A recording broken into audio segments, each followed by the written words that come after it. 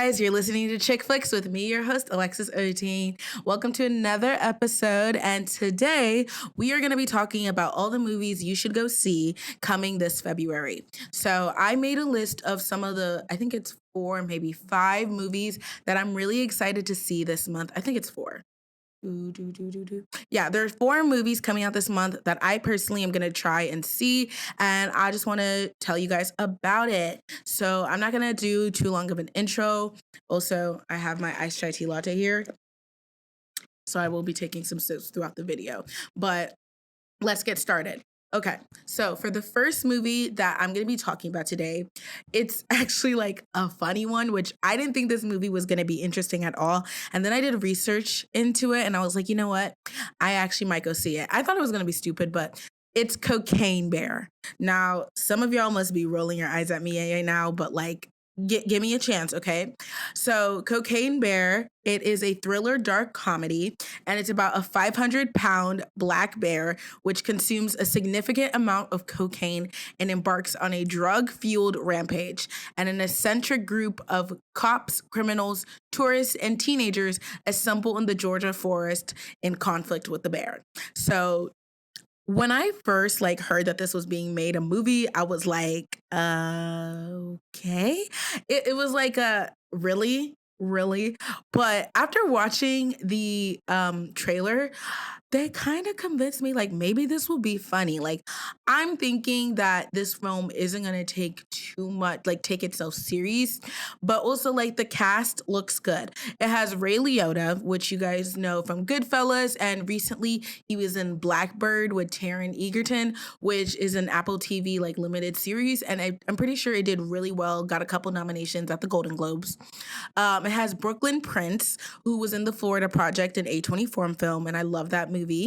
O'Shea Jackson Jr., who is the son of Ice Cube. He was in Straight Outta Compton, Just Mercy, and Ingrid Goes West. Those are just a couple of the films he's in.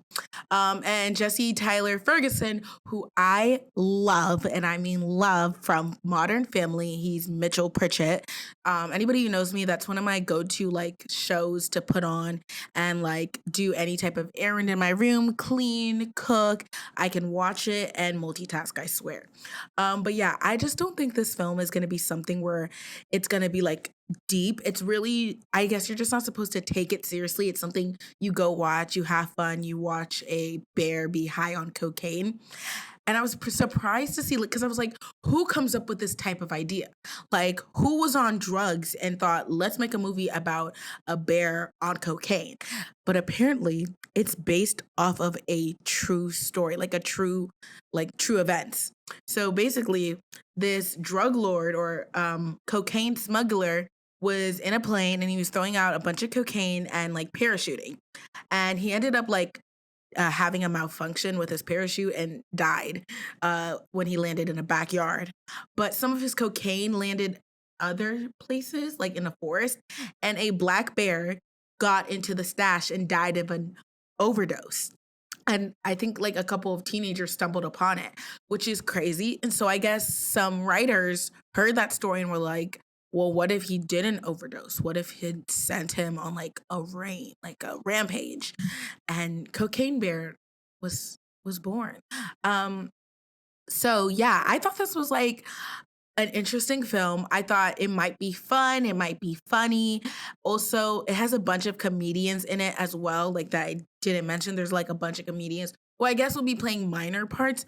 So I think this is going to be like a comedy, dark, thriller type movie. It's something you're not supposed to take serious. It's supposed to be fun. Kind of like Silent Night with David Harbour that just came out in December. Also like Piranha 3D type. And so this month also may I just say there's a lot of like thrillers, psychological movies, horror movies coming out. One that I'm not going to mention today or like talk in depth about, but I'll mention is the Winnie the Pooh horror movie. They're making like a horror movie based off of Winnie the Pooh, or they made it, and it's coming out this month. Let me see if I can find the name of it. Winnie the Pooh. It's called Winnie the Pooh, Blood and Honey, and it's like Winnie the Pooh is now a feral and bloodthirsty along with Piglet, and they terrorize Christopher Robin and a group of young women at a remote house. This okay. What did women do? I don't know if I really like. I didn't put it on the list because low key, I didn't really want to go watch it. I was just like, why are we turning? Like, I get when we do dark versions of like Disney villains, but Winnie the Pooh did nothing. Winnie the Pooh just wants to eat honey and play with Christopher Robin and the rest of his gals. Leave Winnie the Pooh alone. Leave Piglet alone. Like, why did we have to make? And this isn't the only film that they're turning into like a horror film. They're doing another one, I think. They're doing a sequel, which is inspired by some other movie, which that is evil. Why do we have to do this? Like, I don't know what did we do to deserve this? And also they're making another one. Like the other one that they're gonna make is Peter Pan Neverland Nightmare. Like, can we leave these fairy tales alone and just let them have their nice, happy stories? We do not need to make them dark, but whatever. I'm not really gonna talk about this movie anymore. Back to Cocaine Bear. Yeah, I just think it's gonna be fun. I don't think it's gonna, like, it's not gonna win any Oscars. It ain't gonna be on the best list. But I think it's definitely gonna be a film where we look back on and they're like, yeah, that was fun. Kind of like Uncharted. I feel like a lot of people, like, I did a review on Uncharted and I had my problems with it. But overall, I thought it was a good adventure movie. Like, I just wish they didn't make it based off Uncharted. Like, they should have just made it like its own treasure hunting series. But I think that's the same thing for this film. It's just gonna be like fun. Good fun. Probably not for young children, like not a family fun movie, but like teenagers, young adults, we're looking for like have a cool night, go. I feel like if you're gonna go to a movie, maybe like on drugs, you might go to this movie on it. Like, I've seen some discourse online being like, oh, I'm gonna go get edibles and watch this movie high. And so I'm like, good luck with that. Like, I feel like if you're gonna do it for any movie, this would be the movie. So yeah, I definitely think if you have the chance, like if you get through the rest of the month and you've seen all the other picks, why not give Cocaine Bear a try? Like, the worst it could be is just 2 hours of a bear ravaging and killing people while they make jokes. And that's not bad. There are way more movies that are worse than that. Okay, so the next movie that comes out February 3rd, which I'm filming this on February 1st. So by the time this comes out, it'll be already be out. I'm pretty sure by the time this episode goes out, all these movies will either be upcoming, out, or already out. So Knock at the Cabin is the next pick of movies that you should definitely see. It is about, it's an M. Night Shyamalan film. And you already know M. Night Shyamalan does really good psychological thrillers. So this is another one of that. It's about a family vacationing at a remote cabin, and a young girl and her parents are taken hostage by four armed strangers who demand that they make an unthinkable choice to avert the apocalypse. Confused and scared and with limited access to the outside world, the family must decide what they believe before all is lost. So I am really excited for this movie. I saw the trailer and I was like, ooh, this is gonna be good. Like, I have high hopes for the film. Like I said, it's directed by M. Night Shyamalan. It stars Dave Bautista, who I want to say he has been killing it in the movie game. He's had his role as Drox on Guardians of the Galaxy, and he's been killing it on there, but he was just in Glass Onion, he was in Army of the Dead, and like there's a lot of love for Dave Bautista because he's one of those like people who's in different part of entertainment. He was in WWE, retired as a wrestler, and then decided, I want to go into acting, but I really want to take it seriously. And so he took acting lessons. He's really been trying to perfect his craft, and it's been paying off. He's been selective on the movies he has been auditioning for, and each movie that he does is good. I like it. And so props to Dave Bautista. He's really been working. He's been in a lot of great movies, and I think this is going to be another banger for him. And I'd like to say, like, when he gets compared a lot to The Rock, and they're like, oh, he's The Rock, but like he takes his acting a little bit more seriously. I feel like that's like a personal dig at The Rock. I get that little critique of The Rock that says like, oh, a lot of the movies he does, he's basically playing himself. But and I think there's fair. There's some movies that are kind of like the same character in different fonts, but I do think he has some movies that are completely not completely different, but like a little bit different from him. Like we have the sorry, somebody was leaving the studio. Um we have movies like I'm like blanking. Moana, that's what I was trying to say. Moana is a movie where I feel like Maui is a little bit like him, but like there's dimensions to the character. I feel like his character in Fast Five also has a bit of dimensions to it, or the Fast and Furious series. So, like I just feel like we shouldn't compare actors. I try not to compare them because low key, like everyone has what they're good off. They're all just trying to better their craft and choose roles that are suited for them and that they can do. I just I would just say maybe Dave Bautista has a better variety when it comes to his catalog. So that's all I'm gonna say. And it also stars Rupert Grint, which you guys know from Harry Potter, plays Ron Weasley, such an iconic character.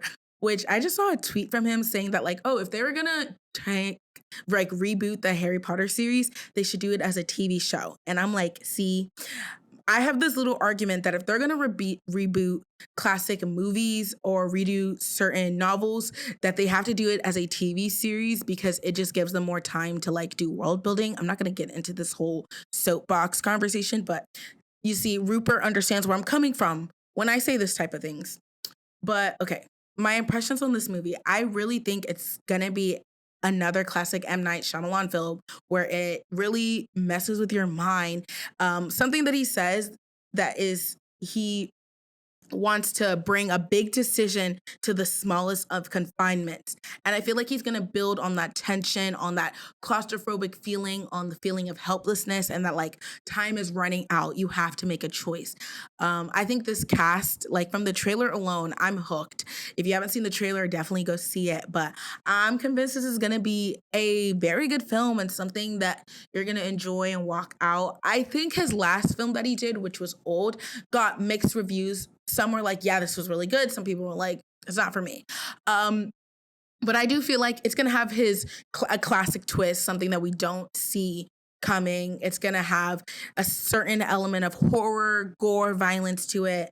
And I'm just excited to see this film. Like, I really want to see it. I think it's going to be good. And I really do think M. Night Shyamalan does stuff different than a lot of other directors. He tries to, push the boundary, tell stories in different interesting ways, bring interesting concepts into movie making. So I'm all about it and I love it. So this movie comes out February 3rd. By the time you guys watch this, it will already be out. So definitely this is like one of the top films I would say go and see this month. Okay, my next pick might be a little out of the blue. But what can I say?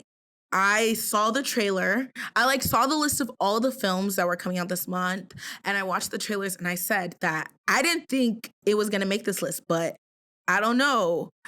Something convinced me. So, it's Magic Mike's Last Dance. Please hear me out. Hear me out before y'all are like, you lost me, okay? So, I feel like the previous Magic Mike films, which in my opinion, I've really have never watched like from beginning to end.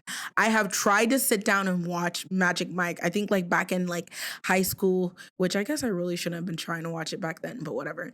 I tried to sit down and watch it, couldn't get through it. Like the beginning was a little bit boring. But also I'm a film major and we actually talked about the first and second film for a bit of discourse on like the female gaze and the male gaze. And they talk about how this film is supposed to be marketed towards women. So you would expect that it would try to replicate the female gaze. But we analyzed a lot of scenes and it felt like it was for even though it was trying to give this feeling of it's the female gaze, that it's women objectifying men. It kind of felt like when we analyzed the scenes that there was still a male gaze that was dominating the scene, which is crazy. And so I was like not expecting this film to be good, but I saw the trailer and honestly, I feel like if any of the films are going to really try to replicate the female gaze, because there's this argument that you can't, that you just can't reverse the gaze, that there's no way. But if there was a film that was gonna be able to somewhat do it to a degree out of these three films in the series, I feel like the third one will be the most successful because one, it stars Selma Hayek, and her character is like trying to put on this amazing show. Apparently, Mike, Channing Tatum's character, uh, has gone broke and is now doing a bartending gig and he's no longer like stripping. They meet, have like a really like great night together. He shows her what he used to do and she's like, I want to build a show where women can come and like walk out feeling like there is nothing that I can't do. Create an experience for them that is unlike anything that like, you know, gives them a place to basically indulge in their desires and feel sexy and empowered or whatever. And so he and her go to London to try and basically do like a Moulin Rouge, but targeted for women, I guess. But I feel like that's contradictory because I do feel like Moulin Rouge is for men and women and but whatever. And so there's a lot of scenes like I feel like okay, one thing I'm gonna say is I feel like Magic Mike does a really good job at portraying the difference between male stripping and female stripping because in female stripping, um, I feel like from what I've seen from movies and TV show, it's more about just the female entertainer herself. She doesn't need a lot of flashy things. She doesn't need to create this whole like scene. Literally, it's her dancing and the pole, and that is what draws the male eyes and that's what holds the male's eyes attention. It's mostly just about her. When it comes to male stripping, they don't have a pole. They're doing mostly dancing. So they're creating a whole scene. And I feel like for women, you need to create this whole fantasy to like keep us attracted. Yeah, you're sexy, but what else are you doing that is like, you know, keeping me in the story and momentum? And I think they do a really good job of portraying that difference. Like there's a whole fantasy to it. Like guy stripping, from what I can tell from films and TV shows, it's a lot more elaborate. There's a lot more like costume aspect to it. There's a lot more like storytelling to it. When it comes to female stripping, it's just like I don't want to say like it's not a storytelling aspect to it, but it's mostly solely focused on the woman and her skill and her abilities. Um, so I think they do a really good job. And I think they're diving deeper into that in this film because the production value, the dancing, the show, the costumes, like they're truly trying to create an experience. And honestly, like none of the Magic Mike films of the past have ever like, I guess, caught my attention. Yes, I've tried to sit down and watch them, but like it's just hard for me to. If I was gonna watch one though, I feel like this one would be it. Crazy though. Like it's definitely intriguing and I think it's gonna be fun. Um this is probably a movie I would recommend more to ladies. I don't really think a lot of young men and teen guys are gonna be running to see Magic Mike's Last Dance. This movie has always been marketed towards women, but I think if any film is going to be able to like, if any of these films are really going to be able to capture the female gaze, it would be this one. So yeah, and I love Selma Hayek, so I'm gonna support anything she does. I adore her. You guys know her. I love her from Grown Ups. Like that's my favorite film of hers. Well, not favorite, but that's like one of my favorite performances. It's just so funny. I love watching Grown Ups. It's like a guilty pleasure, I guess. But I also love her and Frida. That's another great movie. And it's gonna have Channing Tatum. A lot of women love him. I think I love him from the 21 Jump Street series. Like that's one of my favorite films from him. So I'm excited to. I don't. When I say excited, like I have good hopes for this film.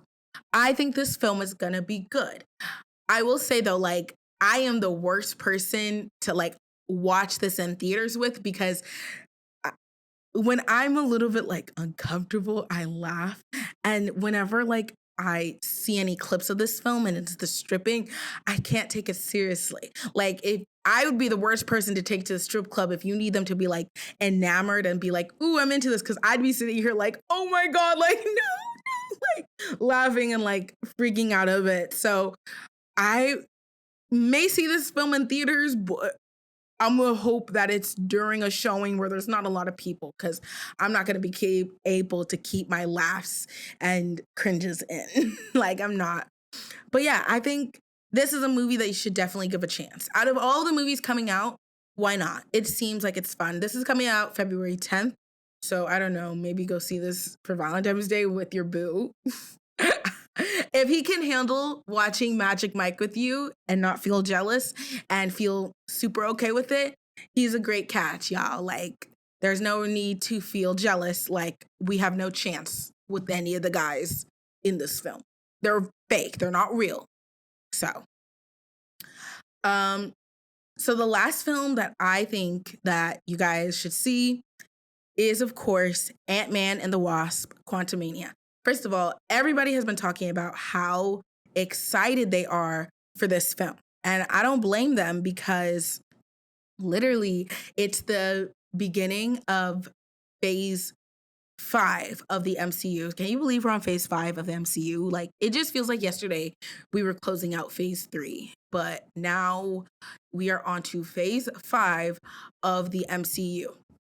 And this movie is supposed to be a banger. It comes out February 17th. And everybody has been like really excited about it, because the trailer has set up a great, like, high expectation for this film. Just a little dive in on the summary or synopsis, I guess, if you don't know what to expect going into this film. Ant-Man and the Wasp are back, and they find themselves exploring the quantum realm, interacting with strange new creatures, and embarking on an adventure that pushes beyond the limits of what they thought was possible.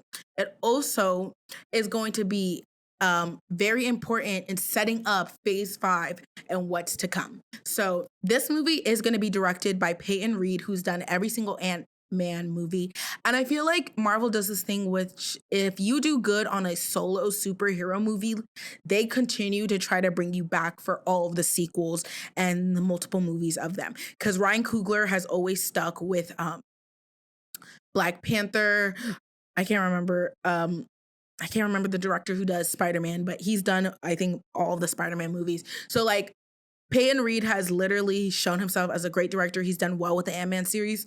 And he also mentioned how he's tired of Ant-Man being like the palate cleanser after a big Avengers movie. So he's happy that they're opening up the MCU, and they're going to be like one of the big movies of the of this phase. So I think they well deserved it. I think this movie is going to be really exciting, which is surprising, because I'm not like, okay, I enjoy the MCU. I think they have bangers, and I will go see an MCU movie. But I prefer DC superheroes. I will admit, though, the MCU has established a better, like, series and timeline with their films. DC is right now doing their, like, 15th restart of their timeline, but I have high hopes that James Gunn is going to come in here and do what's needed to be done. Update, this is off topic because we're getting the DC, but I just want to mention it.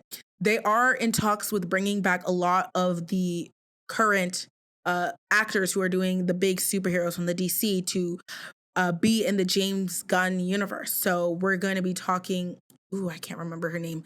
She plays Wonder Woman. It's on the tip of my tongue.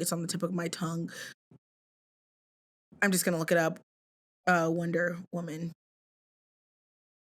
What's her name? Gal Gadot. I knew it began with a G. I kept saying G. Yeah. Gal Gadot is going to be talked to. They're going to talk to Jason Momoa.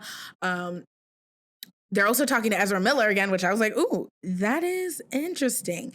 And they also want to keep Shazam as well as Zachary Levi as in the James Gunn's DCU, or in the DC. Did I say the DCU? Guys, my mind is moving. But I think that's correct, right? The DC universe? Yeah. But they want to keep him in the timeline. So I'm really happy to hear that. So I have high hopes. I think they're going to be able to bring it back. But I have to admit, Marvel right now is doing it better with the superhero movies. But I'm hoping that DC will finally be able to compete with this reboot of their timeline, because if there is pressure on Marvel. They are not going to be putting out movies as quickly as they have been doing it. They're going to start taking a little bit more time because remember back in the olden days when like a Marvel movie would come out like once a year or once a half year. Now we get one every quarter, every season, every month, it feels like. Or we get a movie and then a show and then a movie and then a show and then a limited series and then a movie and a show. So I'm hoping it'll put pressure on them to really take time with their movies and make sure that each one is banger because not every single film in phase 4 was good to the public's opinion. And to my opinion, Thor, Love and Thunder wasn't as good as we were all hoping it to be. Multiverse of Madness wasn't as good as we were hoping it to be. I would argue that Eternals was good. I don't care. Argue with your mama. It was good. And I know some of y'all are going to be like, it wasn't. Lies. Lies all around. Sorry, I had to refresh myself with some iced chai tea latte from Dunkin', but back to my point. I think Eternals was good. Argue with your mama. But I'm really excited for this movie. We're having all of the original cast coming back. Paul Rudd, Evangeline Lilly. And also we're going to be introduced to who's possibly going to be like the main antagonist of Phase 5. Kang the Conqueror, which is going to be played by Jonathan Majors. And I'm really excited for this role because Jonathan Majors has been killing it. He's not only going to be the antagonist for the MCU for this phase, but he's also going to be the antagonist of Creed 3, which is coming out in March. And trust me, there's going to be one movies to watch in March, and Creed 3 is going to be on there. So he's been killing it.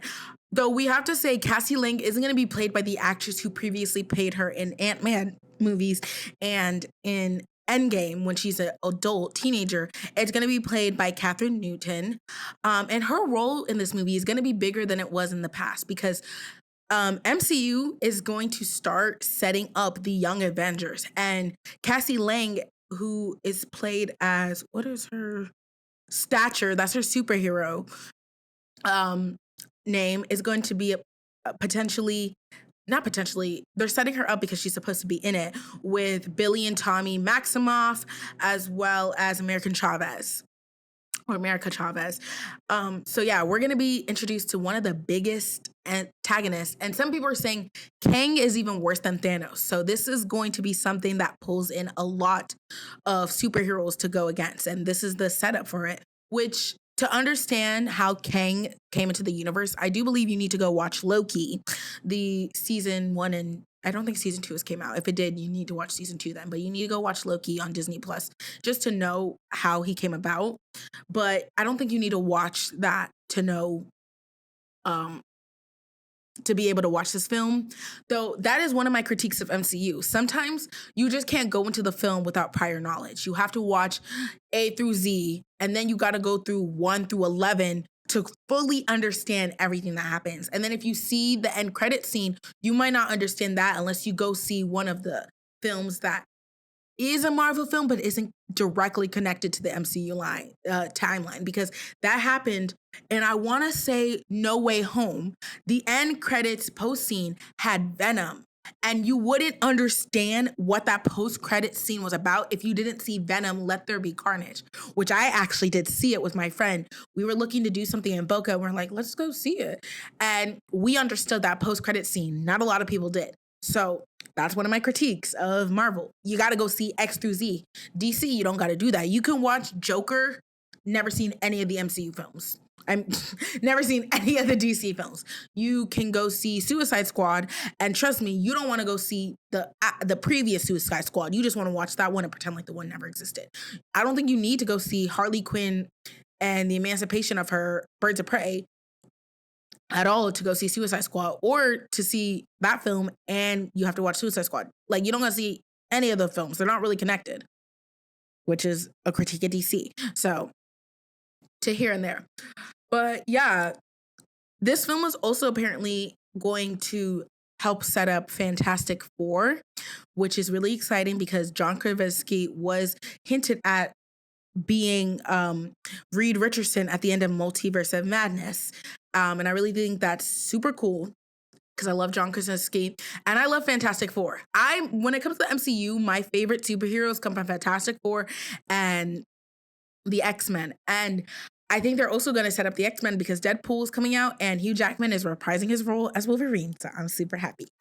Um, but yeah, this is definitely a movie you should go see if you're an MCU fan. There is no reason you shouldn't. It's going to be epic. I think it's going to be a great way to open it up. And I'm actually excited to see it. So I should tell you because there's not a lot of MCU films that I actually go and see. Out of Phase 4, I think I saw Eternals. I can't even remember what films were in Phase 4. I saw No Way Home. I saw Black Panther, Wakanda Forever. Saw Venom, which is technically not part of it. And I think that's it.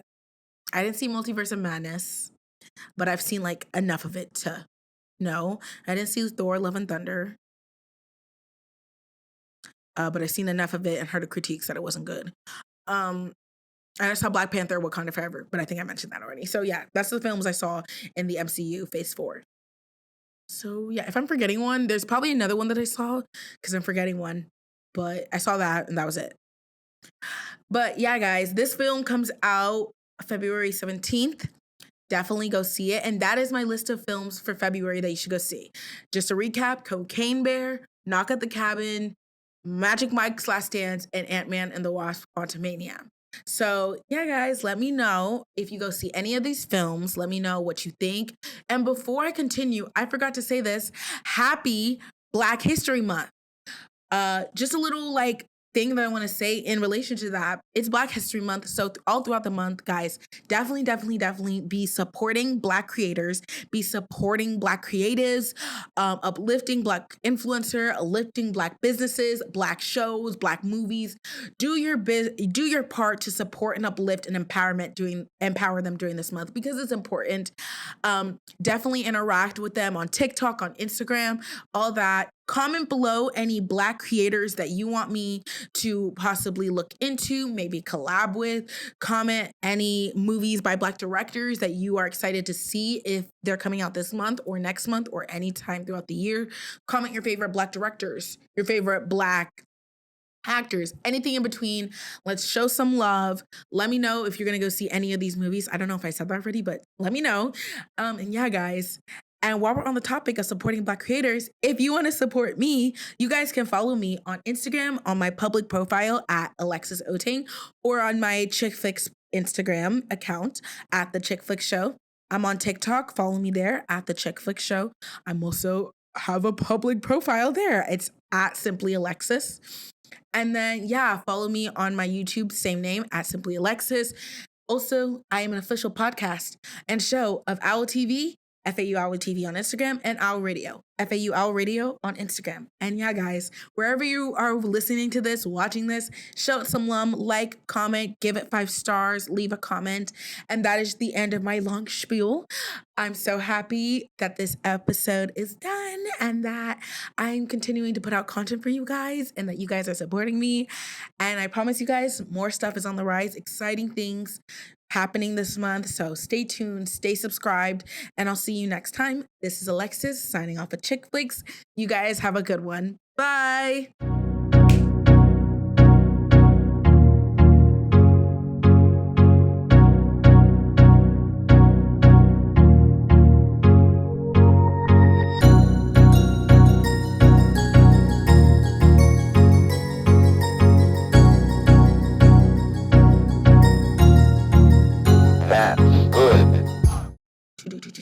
I look so good today, y'all. No cap.